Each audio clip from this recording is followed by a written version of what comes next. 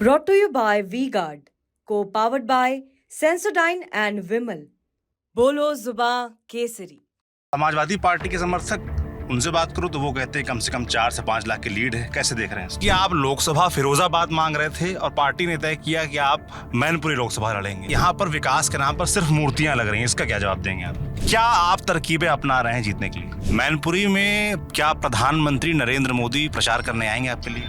अभी उनका निर्णय है। 2027 में उत्तर प्रदेश में विधानसभा चुनाव नहीं होंगे, ये किस आधार पे कह रहे हैं? नहीं, हमारे पार्टी का और देश का निर्णय लोग चाहते हैं कि आपने अखिलेश यादव को हिंदू विरोधी बताया है, ऐसा क्यों कह रहे हैं आप? अभी राम का नौता स्वीकार नहीं किया, टेस्ट ने दिया था, नहीं आए।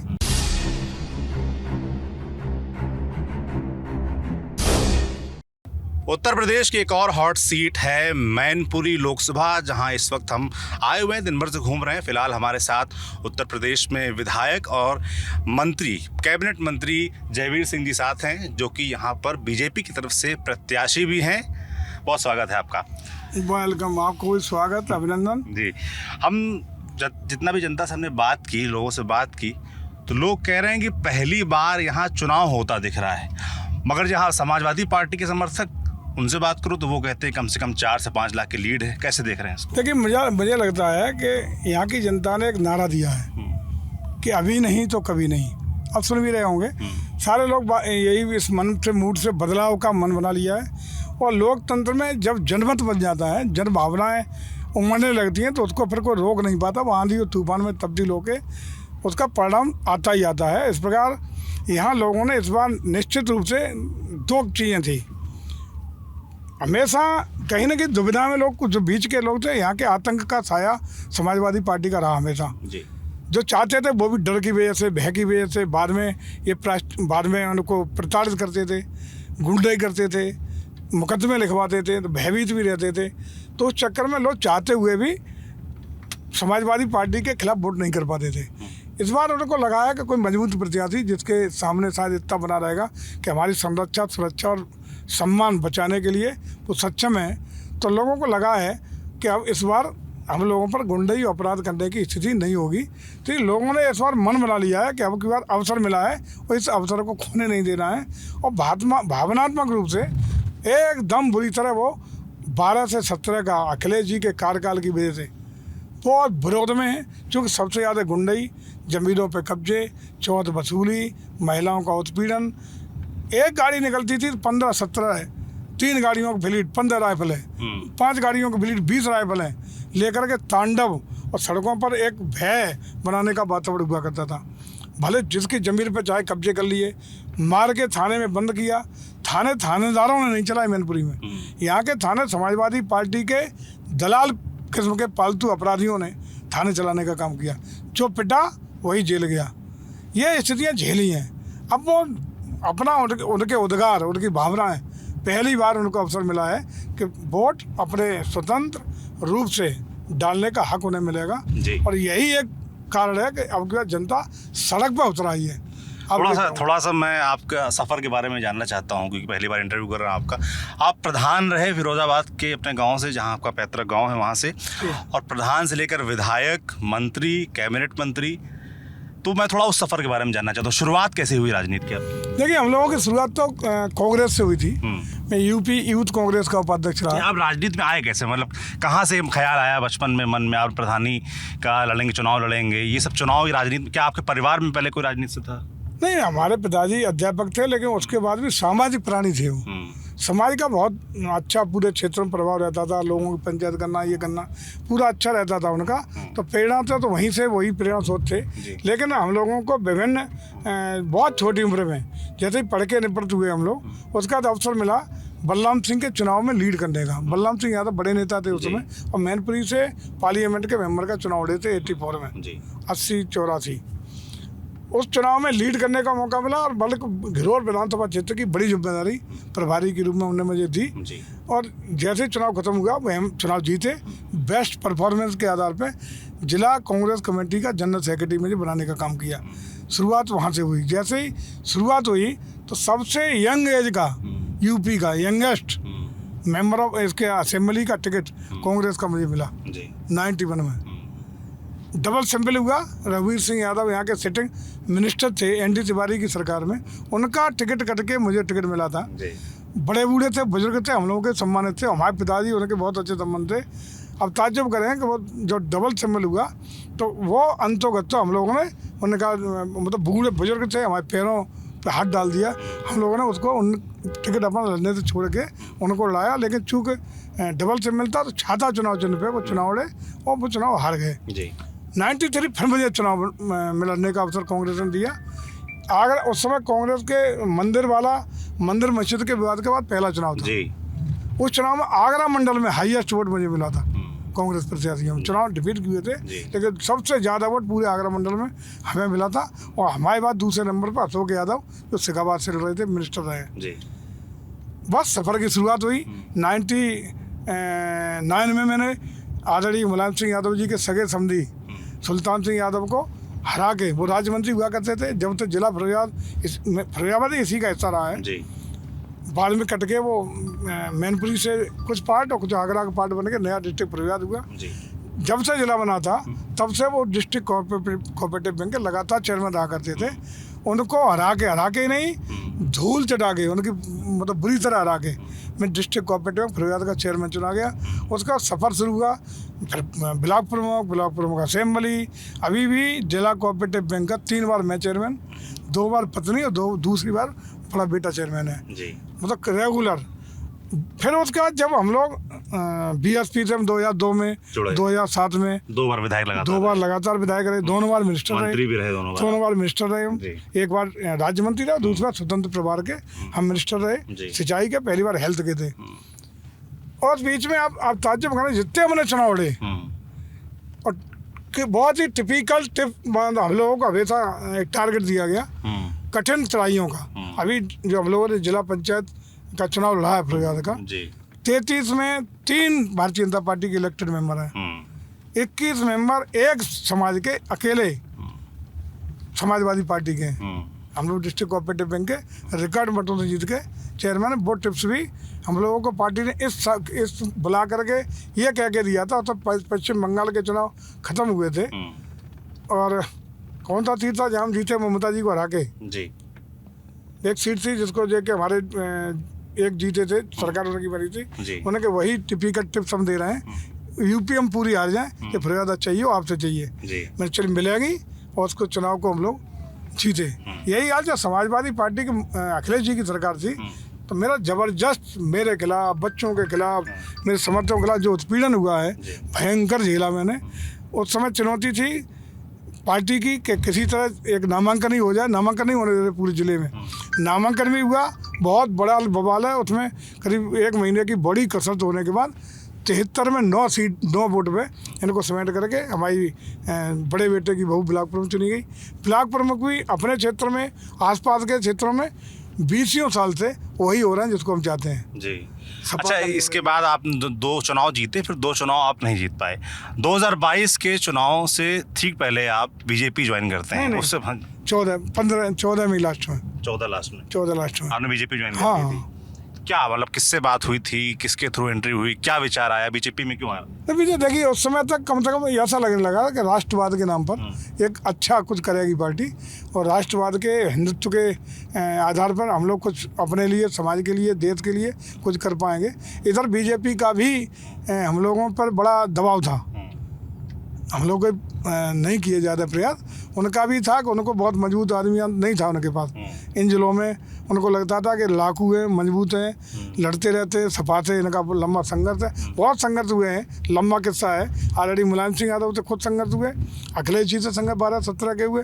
उस संघर्षों में ईश्वर की कृपा रही कि जन समर्थन इतना रहा कि इनकी सरकार रहते हुए भी इनके प्रशासन के घुटने में 10 बार टिकवाए, 10 मामलों में इनको बिल्कुल घुटने पर ला दिया सरकार को।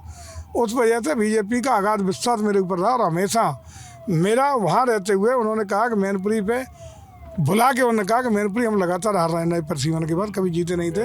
वहाँ एक अपराधी प्रवृत्ति का शराबी अखिलेश जी का चेला MLA हुआ करता था, तो यह कहा मैनपुरी आप चले जाओ। जब मेरा जिला फरीदाबाद था 2022 में जी। वो किला भी किला अवैध किला कहते थे उसको, ध्वस्त हुआ, बल्कि ध्वस्त ही नहीं हुआ। मतदान के तिथि को उसी बाहुबली विधायक ने अपने ही सजाती पोलिंग पर जा करके वही दादागिरी के आधार पर बूथ कैप्चरिंग का प्रयास किया। उनके ही सजाती हमारे भारतीय जनता पार्टी के लोगों ने बहुत पिटाई की उसकी। वो चुनाव भी आ रहे, उनकी बेइज्जती भी हुई। तो पूरे और रिकॉर्ड वोटों से हम लोगों को जिता करके मैनपुरी ने भेजा। जी, आपने बताया कि आप रहने वाले फिरोजाबाद के हैं और आपको मैनपुरी भेजा गया और आपने मैनपुरी में किला ध्वस्त किया विधायक की जीत के। फिर इस बार चर्चा थी कि आप लोकसभा फिरोजाबाद मांग रहे थे और पार्टी ने तय किया कि आप मैनपुरी लोकसभा लड़ेंगे। नहीं, मेरा इस बार लड़ने का मूड कहीं नहीं था जी। मैं बेटे के लिए मैंने कहा था। अच्छा। और स्टेट की जो टीम थी, जब मैं हमारे मुख्यमंत्री रहे, जो भी हमारी कोर कमेटी थी, उसने भी बेटे के ही रिकमेंड किया था।